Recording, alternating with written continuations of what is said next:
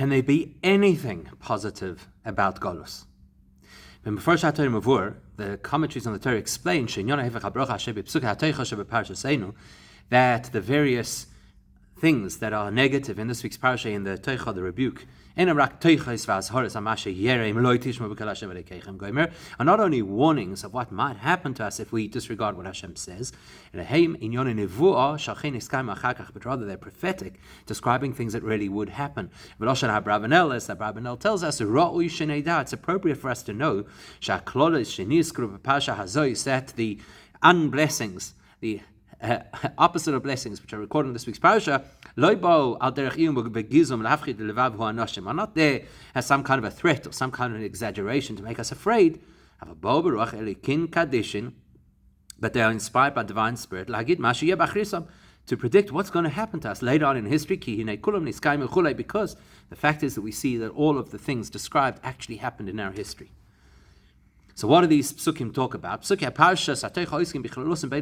Generally speaking, the theme of the section of Teicha of rebuke is all about what will happen with Golus. That the Eibishter will scatter us through the nations.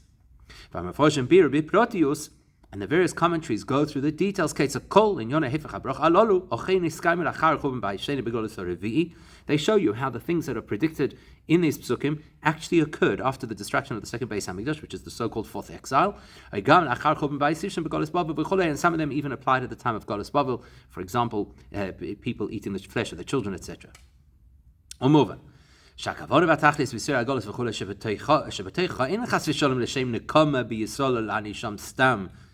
It's clear that the theme of this whole parasha, which is a prediction of these terrible things that were going to happen, is not because the Eibishter wants to take revenge against us, chas v'shalom, or punish us. The purpose of these so-called curses is for our benefit. Like Rashi says in Parshas Nitzavim, that the so-called curses and the punishments, they are what establish us and allow us to stand firm in front of the Eibishter. So that's quite a positive spin on what's going on over here. Now, that positive spin is what we're going to analyze in greater detail. But we have to understand. The Gemara Tainis tells us, there are four things that the Eibishter so-called regrets having created. And they are Golus, Kasdi and the Babylonians, Vishmaelim and the descendants of Yishmael, V'yetzahara. The fact that the Eibishter so-called regrets creating the Golus implies that Golus is not in our interest or for our benefit, even though Rashi says it is, and so it would appear from the other Meforsha. Because the logic says if the purpose of Golus is to bring us a benefit, a benefit which we would never have accessed without the Golus, why would the Eibishter in any way regret having made it? It's for our benefit, it's a good thing. So that's what the Gemara says in Tainis, and we're going to spend a lot of our time here comparing how the Gemara in the Talmud Bavli presents it versus the Yerushalmi. Because of this question, maybe that explains why it is that the Yerushalmi only says there are three things that Hashem so-called regretted, and Golus is not one of them. And that would make sense, because Golus has a purpose, it has a value, it's beneficial for us, so the Eibishter doesn't regret it. But it would be a very difficult thing to explain that the reason the Yerushalmi does not list Golus as one of the things that the Eibishter regrets is because of this problem, that Golus is actually positive. Because that would imply that would imply a monumental debate between the Bavli and the Yerushalmi whether or not Golus has a benefit. The Bavli is saying no, and the Yerushalmi is saying yes. Because the truth is that this is not only a question with regards to Golus, it's a similar question about the other three things. How does the Eibishter regret making them, and do they have no benefit? Cast in the Babylonians, Vishmaelim and the children of Yishmael, V'yetzahara. What makes this question even stronger is the Mishnah in Perikei Avos tells us, whatever the Eibishter created, he only created for his own honor. That implies that everything that is created, which includes the Babylonians and the Yishmaelim and the Yetzirah, was all created for a good purpose, for the Eibishter's honor. How could you even suggest?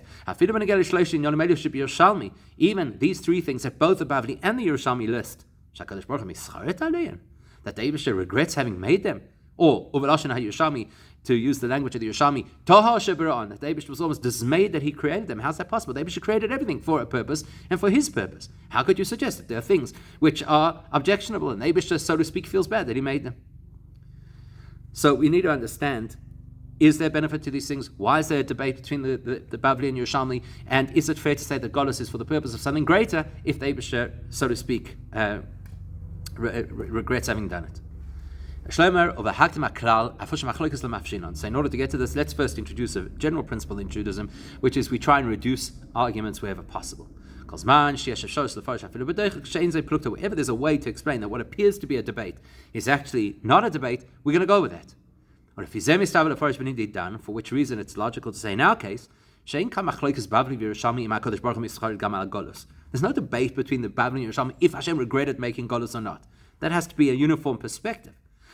And the answer to that would be, Golus is not something that has life of its own, that they should create it as an entity. The reason there's a Golus is because there's a Yetzer Hara. And therefore, when the Jewish people succumb to the temptations of the Yetzer Hara and therefore do things which are contrary to what the Eibishter wants, that precipitates Golus, as the Pasuk says, or as Davening says, it's because of our Averis that we were exiled. So Golus is not an entity in and of itself. It is a consequence of a different set of entities, which is the Yetzer Hara and its effect on us. With that in mind, even with the perspective of the Yerushalmi, who didn't say the word Golus in the list of things that Hashem regrets, because the Eibishter, in the Yerushalmi's words, is dismayed at the fact that he created a Yetzer Hara, that must include Golus as a natural consequence. If the Eibishter regrets the Yetzer Hara, he naturally regrets Golus. So there's no major debate over here between the Yerushalmi and the Bavli. It's just how you say the words. And we'll explain why it is that the Talmud Bavli and Yerushalmi would say the words differently or express the concept differently. And that is because because the approach of the Talmud Yerushalmi is to speak about things in more broad terms than the specifics that the Bavli would unpack. So therefore the Yerushalmi doesn't tell us the detail of Golus, which is an effect, a consequence of the Yetzer Hara. Because the Yerushalmi is only talking about the cause. The cause is there's a Yetzer Hara, and the Eibishter regrets the Yetzer Hara. Naturally, if there were no Yetzer Hara, there'd be no Golus. I don't have to get into that level of detail. Whereas the Talmud Bavli share Darka Levoy Beprotius, which always dives down into every little intricate detail. Speaks about the Yetzer Hara as an entity, even though it is the cause of Golus, and the Golus is an entity because we get into the details of the various things and the factors that the Eibishter, so to speak, regrets having made. And to understand why they would take those different approaches is to take us back to one of the core differences between the whole learning approach of Talmud Bavli versus Yerushalmi. The reason for this distinction goes back to how the Talmud Bavli versus Yerushalmi understands Torah Bichlal. There are many topics that are brought succinctly in the Talmud Yerushalmi, and unpacked into the details and with a lot of lengthy explanation in Talmud Bavli. That is the interface between the relationship between the Talmud Bavli and Yerushalmi. Why is that? So the chronology actually helps us to understand why there's this difference. We know that the process of learning and establishing Talmud Bavli continued for a long time after the Talmud Yerushalmi was already completed. As the Rambam tells us, it's approximately a century after the conclusion of the Talmud Yerushalmi that they put together the Talmud Bavli. And therefore, why is that relevant? Because so that means that the Talmud Bavli, relative to Talmud Yerushalmi, has the status of what we call basroi, a latter opinion. And latter opinions always collate everything that came before them and have to include and explain all of those preceding opinions. Parenthetically, that's also one of the reasons why, if there's a debate between Yerushalmi and Bavli, we paskin the halacha in favor of the Bavli, because the sages of the Talmud Bavli were late on in history. Therefore, because they therefore had access to all of the information presented in the Yerushalmi. When a person has access to more information, then the general axiom is we follow their opinion halachically. Coming back to our point, if you're talking about an earlier versus a later set of sages, the way it always works is that the earlier sages speak more succinctly and more generally, and the later sages get into greater detail and unpack what has already been said, like the Mishnah compared to the Gemara. Like you see, the language of the Mishnah is very, very precise and very concise, incorporating many, many details in single phrases. Whereas, compared to the language of the Gemara, which is composed at a later point in history, so the Gemara is much more expansive.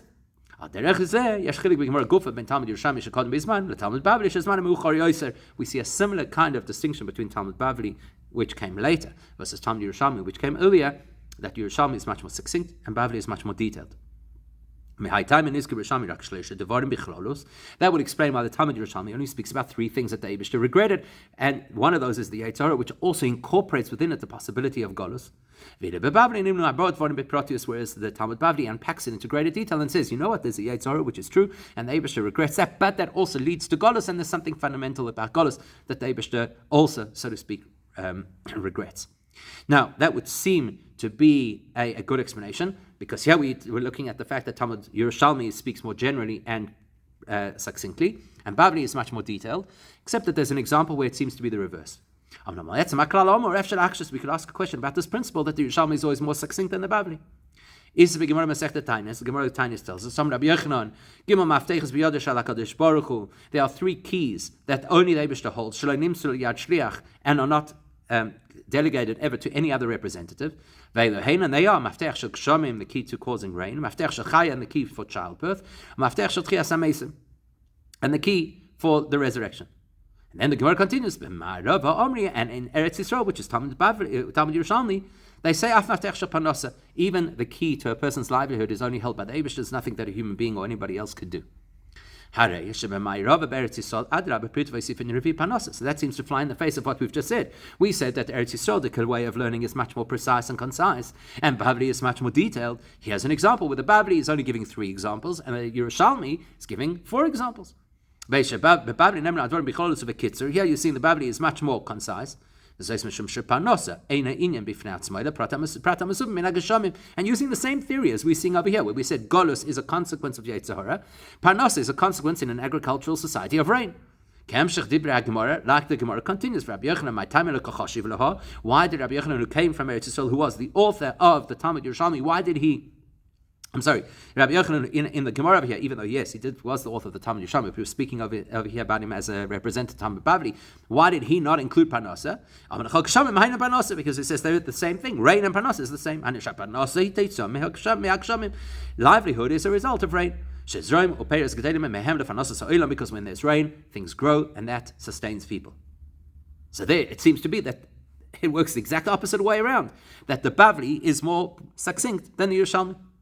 Except there's an easy answer for that. Vatir it's poshet. You say that klal analysis based when I get the Talmud Bavli with Talmud Yerushalmi, who shabavli basroi bisman beyachas Yerushalmi.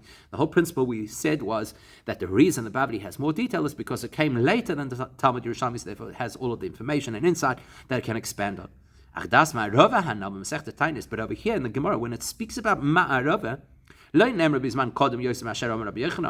it's ma'arava is an opinion discussing or debating with Rabbi Yochanan, who lived at the same time as Ma'arava.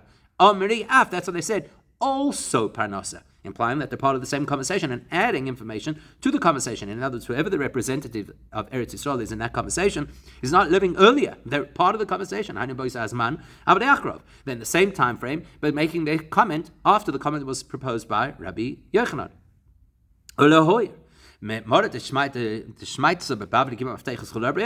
Look, who is the person speaking over here? It is Rabbi Yochanan, Asher Chiber Agemara Yerushalmi, who was the editor of the Talmud Yerushalmi. In which case, it makes perfectly sense and it follows the chronology. We were talking about Rabbi Yochanan, who belongs to the world of Talmud Yerushalmi, who comes earlier on in history, and therefore is much more succinct, and therefore says that rain actually includes Parnasa, even though he is speaking right now in Talmud Bavli. Or לאחר מכן, ברוב האומרי אף, ואסור לגבי רבי יוחנן, ולכן אמרים רבו בפרוטיוס יוסף וכולי. And then after that, we quote people who, yes, geographically come from Eretz Yisrael, but chronologically come at the same time as Rabbi Yochanan and are speaking after Rabbi Yochanan, in which case they can expand on what Rabbi Yochanan said, and they could say, rain also includes parnasa. So therefore it is acceptable to believe, to understand, that the Talmud Yerushalmi is always going to be more succinct. Therefore it lists 3 things that the Eibishter regretted. The Bavli is going to be more expansive and therefore will include a 4th, even though that Golus is an outcome of Yetzer Hara, because that's the style of Talmud Bavli. But we still got to get to the core questions over here. If the Eibishter regrets the Yetzer Hara, which is the cause of Golus, why do you have to get into the detail? And he also regrets the Golus. Well, surely that's self-understood. If he regrets the Yetzer Hara, which causes the Golus, naturally he regrets the Golus. If you regret the cause, that implies that you regret the consequence.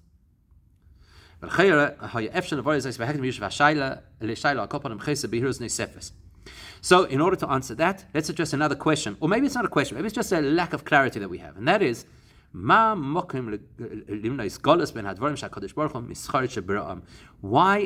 on the list of things that the Eibishter so-called regretted? The Eibishter, as we mentioned before, did not create Golus as an entity, like he created the sun and the moon and the stars. Or he created a Yetzer Hara, which is an entity that he made at the beginning of creation.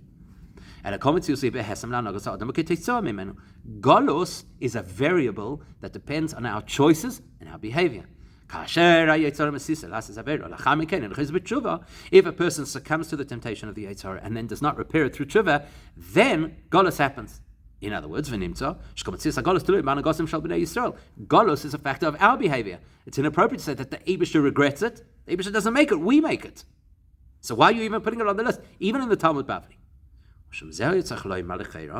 Unless you're going to say that when we speak about Golus, that the Eibishter regrets, he's not saying people do things wrong, it's their choice, and that creates consequences, which creates suffering for them, and Golus is that suffering. The question is, why is Golus chosen as the consequence? The fact that there will be a consequence of our behavior is a natural progression. That's what the Eibishter decided, that we get to choose our lives, and based on that, the things that happen to us. The question is, why did he create Golus as one of the options? The Eibishter has an infinite range of ways in which he could cause people to have to pay for their choices, bad choices. Look at the Teicha. There's a long list of 98 things that, they're all kinds of punishments. They're not all Golus. Why did the Eibishter choose Golus? And that is the question of what the Eibishter so-called regrets, that he chose Golus as a punishment, consequence for our Averis. That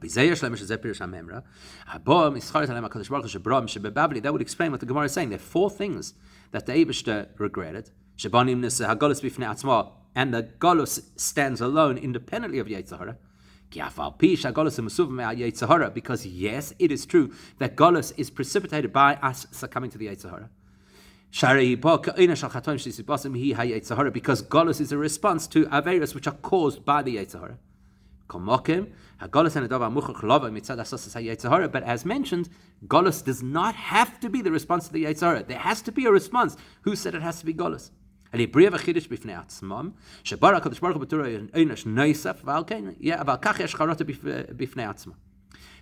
Eibishter created a system where poor choices result in consequences, and then he regretted that one of the consequences, in fact the primary consequence that he chose, was Golus. What's also interesting is, if you have a look in the Gemara, it puts Golus before the Yetzer Hara. Remember, logically, it should first tell us Hashem regrets the Yetzer Hara, and then say, and he regrets the things that result from the Yetzer Hara, the Golus. It's not what the Gemara said. First thing on the list that Hashem regrets, the Golus. Even though practically speaking, Golus happens after the Yetzer Hara has been active. Why is that? That's because the Gemara wants to emphasize that the Eibishter's regret of making Golus is not only a regret of the fact that there is a consequence of our actions called Golus, as a punishment for our poor choices. But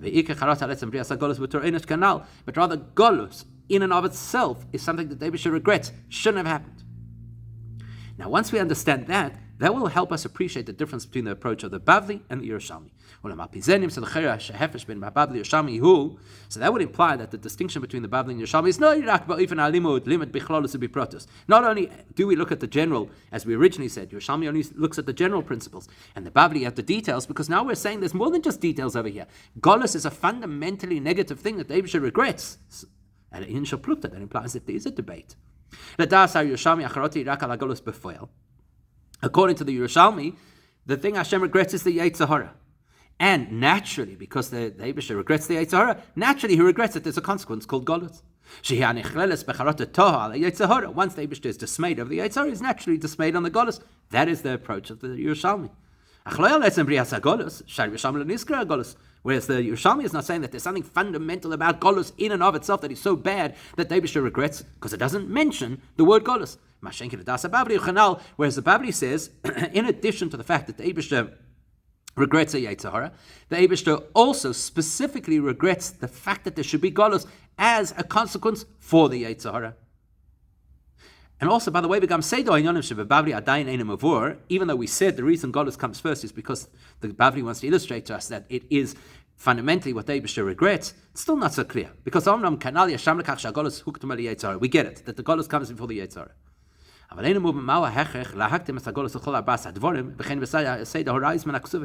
we don't understand is why Golus has to be the first on the list of all four things. Could have said that the Eibusher regretted Golus and the Yetzer Hara, and then the custom Yishmaelim, or custom Yishmaelim, and then Golus Yetzer Hara. Also, the order in which the proofs are brought from the various psukim matches this. Why? So the explanation is this. The debate between the Bavli and Yerushalmi is not only how many things belong on the list of what the Eibusher regrets. 4 in the Bavli, 3 in the Yerushalmi. Listen to the language, and this will be our greatest clue to understanding what the different messaging is of the Bavli and Yerushalmi. When you pay attention to the language, it tells you the theme of what they're trying to express. Lashena Babli, as we've already said, the Talmud Babli tells us, there are 4 things that the Eibusher regrets creating. But completely differently, Lashena Yerushalmi, the Lashon of the Yerushalmi is, Shloisha bara HaKadosh Baruch Hu. There are 3 things that the Eibusher created. And then, afterwards he was upset that he created them. In other words, the Talmud Babli is giving us one message. The single message is, these are things that Hashem regrets. The Talmud Yerushalmi is telling us there's 2 things over here. First we have to acknowledge, these are things that the Eibusher created. And then, after he created them, he was upset that he created them. Now that language is a subtle difference with a major difference in meaning. Moving on Pashat. First, let's clarify that when we speak about the Eibusher having remorse or regret, it's not in the way that we experience it. That the Eibusher says, "Oy vey, I shouldn't have done that," changes his mind. That's not shaykh. And when we speak about the Eibusher regretting something, it really means that there's a negative component to what the Eibusher made. On the other hand, but in the Yerushalmi's language, when you say this is something that Hashem created, and then only after that you tell us that he had regret, but first you tell us he created it, that implies that it's got something positive associated with it. In other words, the Talmud Bavli is only focused on the negative. That there's something negative in each of these 4 things. Therefore, the language is, there are 4 things Hashem regretted. In other words, there are 4 things that have something negative about them. Whereas the Yerushalmi says, there are 3 things that have something positive to them, and yet they evolved something negative, or afterwards the Eibusher identified something negative, or in the current form they're negative, and therefore he regretted them. This is something which is told us in the Torah. Something that's recorded in the Torah, whether it be scripture or whether it be, like in this case, from the sages. It's not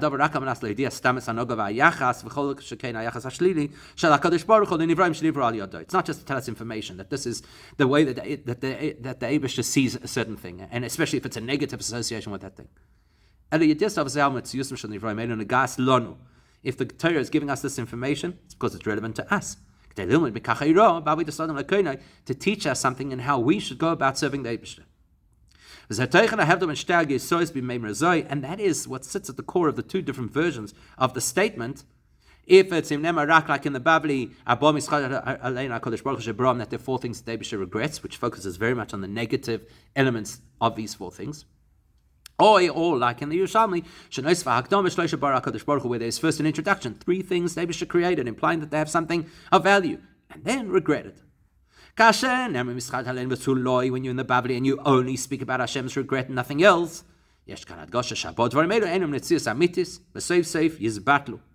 then effectively the messaging of the Talmud Babli is, these are not real things. They will eventually disappear from society. Because they are created in a way of so-called regret, which means that the Eibusha's real intention is not interested in these things. They serve a particular purpose at this time, and when their purpose is finished, they will be disposed of.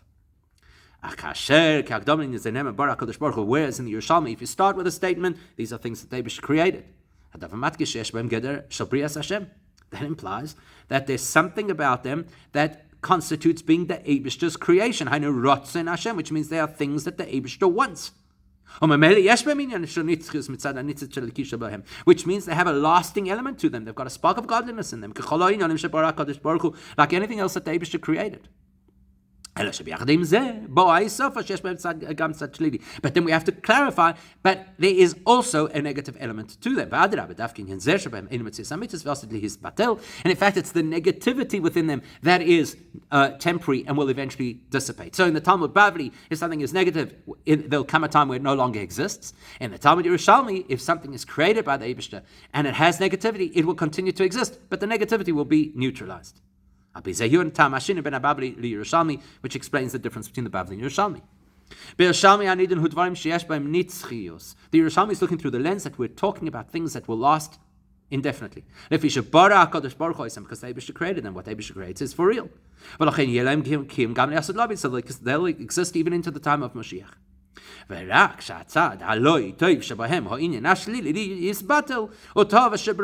It's just that whatever negativity is currently associated with them, that will disappear. That's the part that the Eibusha is, so to speak, upset about. That's why the Yerushalmi does not mention Golus as a possibility on this list. Because Golus is altogether negative and has to disappear in the time of Mashiach. It doesn't belong on a list of things that the Eibusha created with a purpose, and eventually they'll get rid of their toxic side and serve their purpose. Golus is not that way. It is only negative. So they only list the three things which will have value and utility in the time of Mashiach. Because the nations of the world will survive into the Messianic age. And it's just that the reality of who they will be radically different to who they are now. Not only will they cease to be anti-Semitic persecutors of the Jews, but to the contrary, they'll be transformed into something positive, and they'll become the assistants to the Jewish people. Like the prophecy of Yeshaya, that foreigners will get up and shepherd your flocks. As the pasuk says, that the Eibusha will convert their language to all call out to the Eibusha and serve the Eibusha in unison. And the same with the Yetzer Hara, the negativity, the toxicity of the Yetzer Hara, that will disappear when Mashiach comes. But the incredible power and as we well know, the innovation of the Yetzer Hara will be converted into something positive that will have utility in the time of Mashiach. Like the Gemara tells us that before the Chet Eitz Da'as, the snake was considered Shamash HaGodel. It was there to help people. It was supposed to go and bring us beautiful jewels and whatever the Gemara tells us. And not only that there'll be negative transformed into positive, that the Yetzer Hara will become an asset, and that the nations of the world will assist us, but it will have the Maila of Tshuva, where something has been in the dark and now come into the light, which is much more powerful than something that was born into the light. Keloimar, in other words. That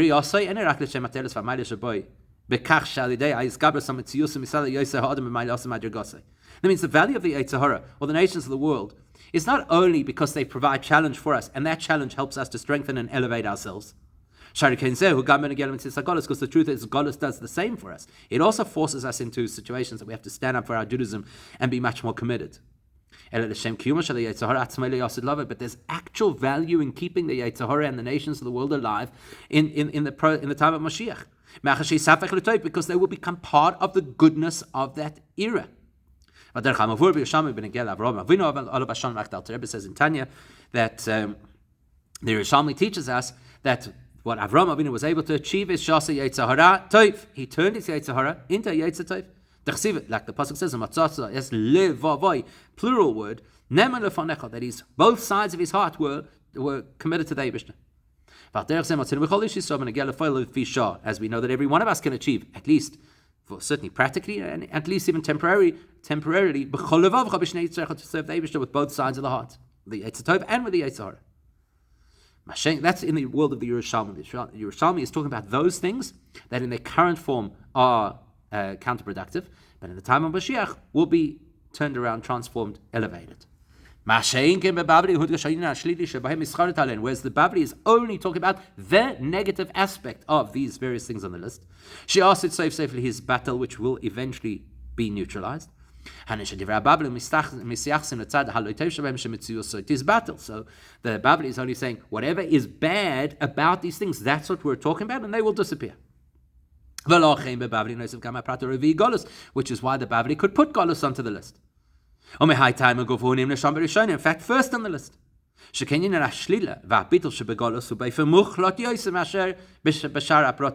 Because when it comes to negating the negativity of Golus, it's much more extreme than the Yetzer Hara and the Kasdim and Yishmelim.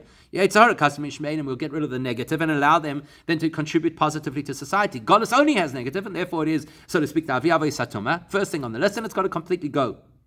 Even though Golus does elevate us to higher and more complete levels of connection to the Eibishter. Because if we did not have Golus, we would never have to find the incredible power of Mesiras Nefesh, etc., as we see replete throughout the whole of Chassidus. The benefit is a result of the Golus, whereas the Golus experience itself, the existence of Golus, has to completely disappear in the time of Mashiach, opening the way for an eternal Geula, which can never be followed by any further Golus. And the fact that the Babli then put Golus at the top of the list is indicative of how the Babli sees the other things on the list. We're not here debating if they have a spark of good in them that has to survive. Which the Eibishter created in the language of how the Yerushalmi said, which would sustain them in the long term. The Babli says we're only focused on what negative aspect they have. The part of it that has to disappear in the future, and in Golus, it's not a part of it, it's the whole of it. Now, why would there be this debate in these two different perspectives of the Babli and Yerushalmi? That has to do with the general way that Babli and Yerushalmi look at situations.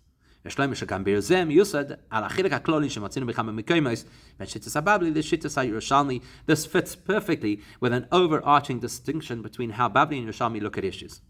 The Rebbe has explained to us before. The Babli fundamentally looks at situations as they are currently, whereas the Talmud Yerushalmi is focused on how things could be in an ideal state. And from the perspective of the Yerushalmi, the future state is actually more relevant and overrides the reality of the current state. Which explains the different approaches here. Let's say you go with the Babli's perspective, which is we're just going to talk about the things that the Eibishter regrets. In other words, representing the things that have negativity, and that negativity has to be removed. Or you look from the perspective of the Yerushalmi, that we're also detecting the goodness in them, the fact that they created them, which means in the future they'll be converted into something positive.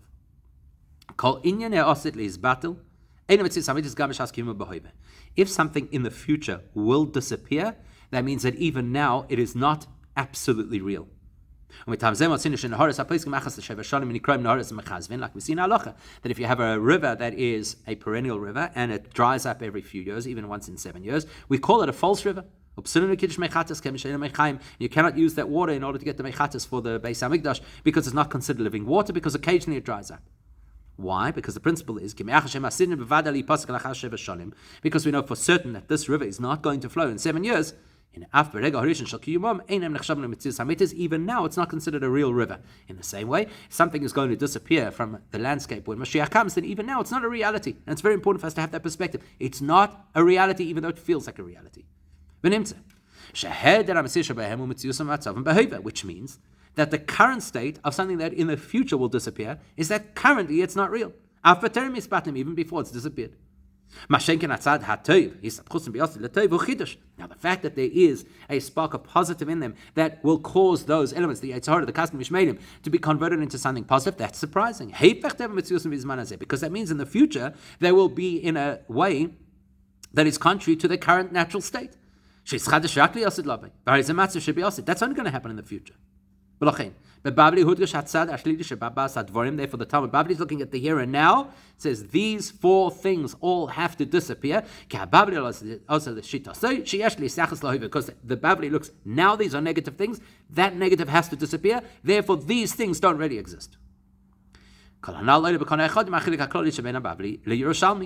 the reason why Bavli looks at the now and Yerushalmi looks at the future, so Yerushalmi can say there is value in these things in the future. And they created them with that value in mind. That's because, generally speaking, Bavli and Yerushalmi is the difference between seeing things clearly in the Yerushalmi or having to grope in the darkness in the Bavli.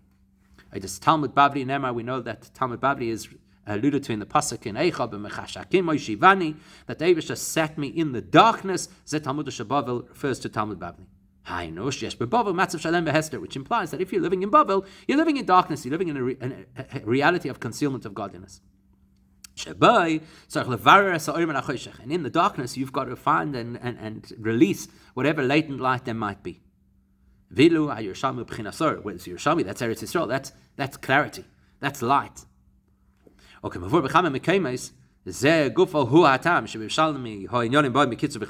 by the way, is why in Yerushalmi things are more general and succinct, without all the debate and the back and forth and the insights of a Talmud Bavli.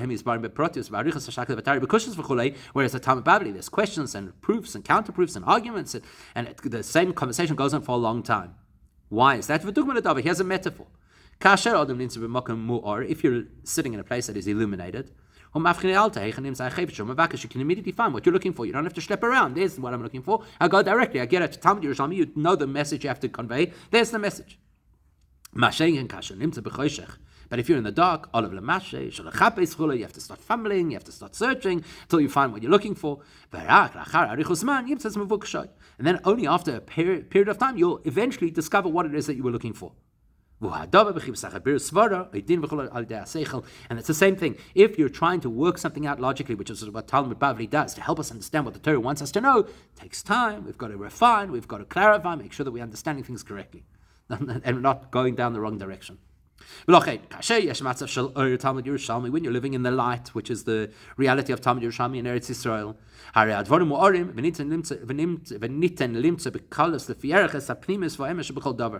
then it's fairly straightforward to find the meaning, to find the deeper insight into every single thing. You literally go as the crow flies to your objective. So therefore the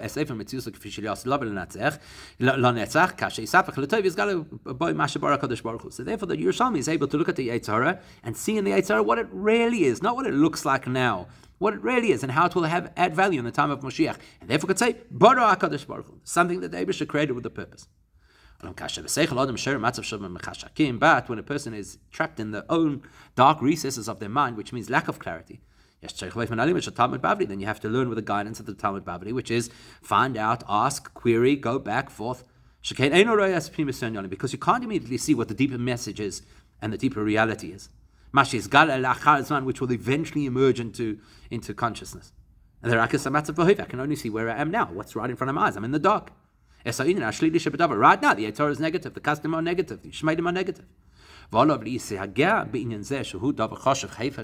then I have to struggle through this particular negativity, which is the negativity of something that doesn't truly exist, it's just in my way right now, until eventually I get to the point where I recognize, you know what? This isn't real. The Yetzer Hara feels so overwhelming, but it isn't real.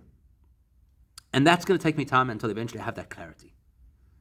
And that teaches us a powerful lesson. Firstly, we have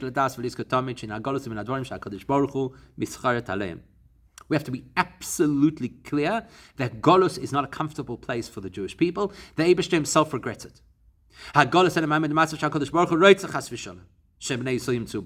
This is not a reality that the Eibishter wants for us. That information was shared with every single Jewish person. We have to recognize if the Eibishter is, so to speak, remorseful of the Golus, we have to be uncomfortable in the Golus. We have to recognize Golus is an aberration that is the consequence of our poor choices. And if, God forbid, a Jewish person feels differently, so he's comfortable in Golus, loves the Golus, embraces the Golus, and says, that this is where we belong, this is what, so to speak, what's coming to us. Any person who defends the reality of Golus is contradicting what the Eibishter says. Because the Eibishter regrets Golus. And that is a daily experience. Even if it's Tisha B'Av, that day the Eibishter says, I wish there was no Tisha B'Av. Can you imagine how profoundly dark it is for the person who's living trapped in the darkness within Golus to believe that Golus is a good thing? But on the other hand, also to live in Golus, recognizing it's not the way things should be, and the Eibishter regrets it, should not cause us, God forbid, to be down. We shouldn't be overwhelmed by the Golus, because it's not true. The Sefer Korban Mamash is button, and eventually, and Emetz Hashem immediately, it's going to disappear. Especially now that we're at Mamish, the last moments of Mashiach coming. When there's pressure and expectation of us to hasten the coming of Mashiach. By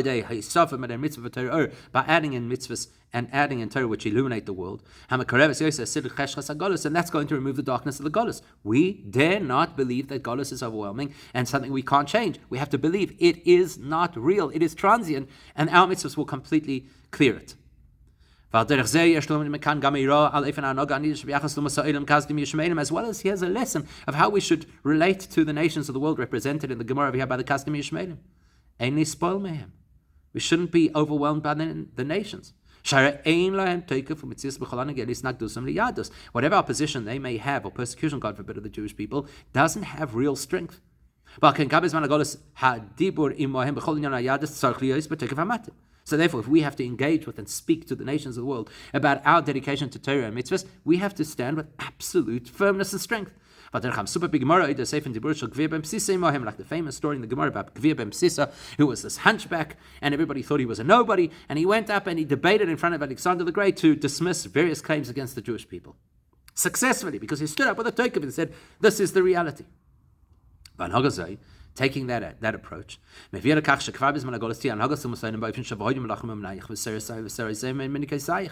we take that attitude of standing firm in our belief and commitment to our Judaism and saying what has to be said about the Jewish position, then that causes, even before Mashiach comes, a foretaste of the prophecy about Mashiach, where the great leaders of the world will become us, those helping us, servicing us. As has happened multiple times in history, including an example we're about to have a look at, which the Eibishter inspired to be included in Torah in the Gemara, in order that it should be a living lesson for all of us. What's the story? Amar Ravashi. Ravashi tells a story. Amri Huna bar Nosson. This man told him, Zimne Chodava Kamina Kamei de Izgedar Malka. I was once standing in front of Izgedar the king, who says Rashi was a Melech Parasaya. He was a Persian king. And he lifted up my girdle. He lowered my girdle, which was a bit high on my chest.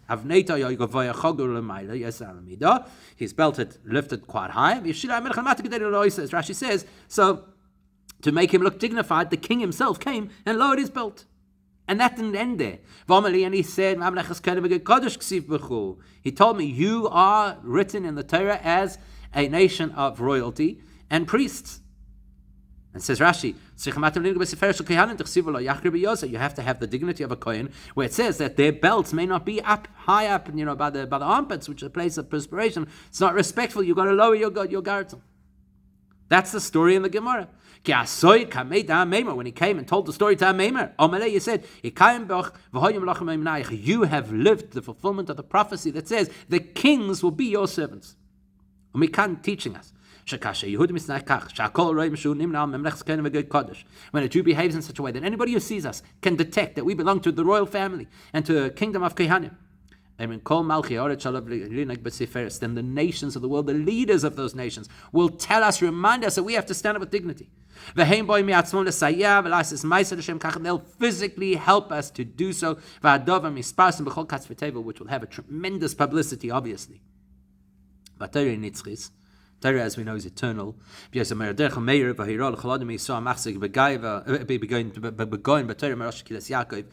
the guidance, it is the illumination for every single person who stands up with the pride of the Torah, which is our inheritance. And